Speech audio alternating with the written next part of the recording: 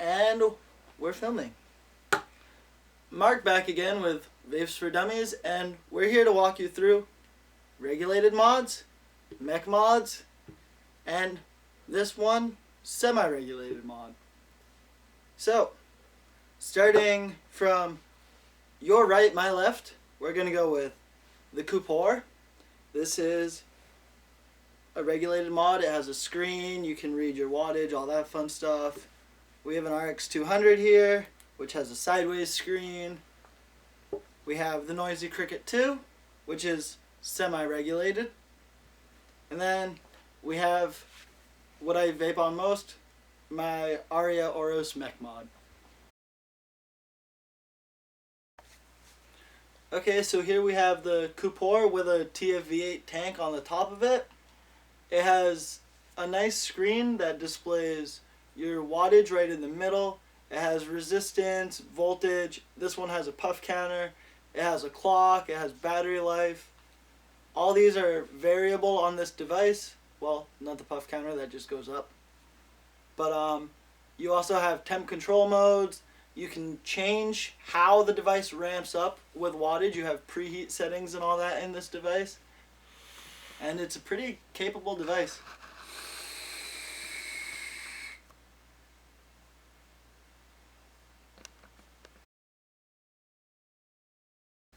This is the RX200, another 3-battery device like the Coop with a TM1 on it. And this has a screen just like the Coop, reads your wattage, your resistance, your voltage. This does not have the puff counter, it does not have a clock in it, but it does have this upgradable firmware USB port in here, and you can charge through it, but it's highly recommended that you charge the batteries externally because they are removable. And this is a really nice device.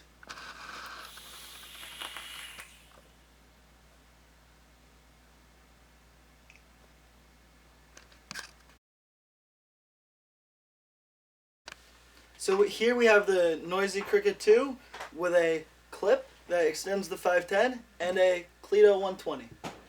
So this device is semi-regulated by using a MOSFET chip, which protects from low voltage, which means low battery, short atomizer, battery short, low resistance.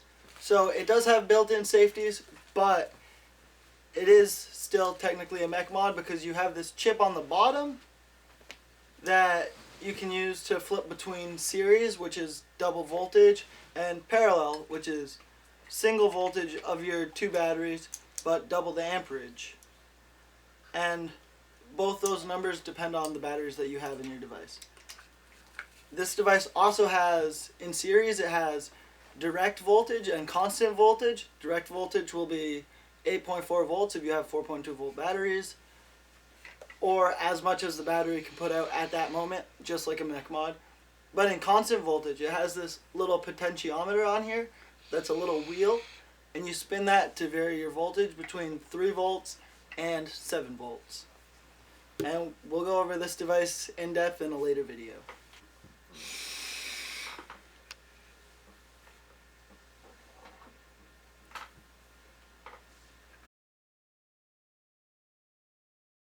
Okay, here we have a tube mod, the Aria Oros V2 and the Aria Terminus RDA on the top. This is simply just a battery and a button with a 510 adapter, well, a 510 pin in the top. You have your battery right here, and then you have your button. You probably can't see that, but this button is magnets, some have springs. It's basically just used to make sure that the button's not making contact unless you want to fire it. This mod is particularly dangerous because you can only use RDAs on it, or a tank with an RBA if you really want to try it. But the only way to regulate this mod is by building coils that are to a specific resistance. But the perk of these mods is they're pretty powerful for a single battery device, and they will fire anything that you put on them if it has enough power.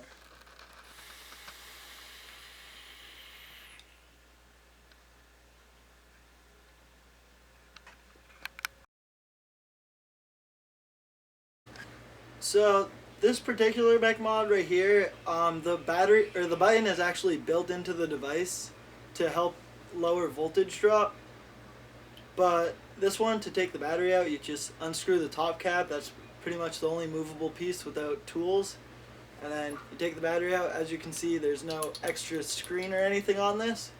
Whereas, like your Coop has a nice large screen where you can read your wattage. You have your ohms displayed. That's another big thing with a Mech mod or Mechs and regulated. A lot of all regulated mods read resistance because they can only fire down to a certain resistance, whereas a Mech mod doesn't read resistance and it'll fire pretty much anything.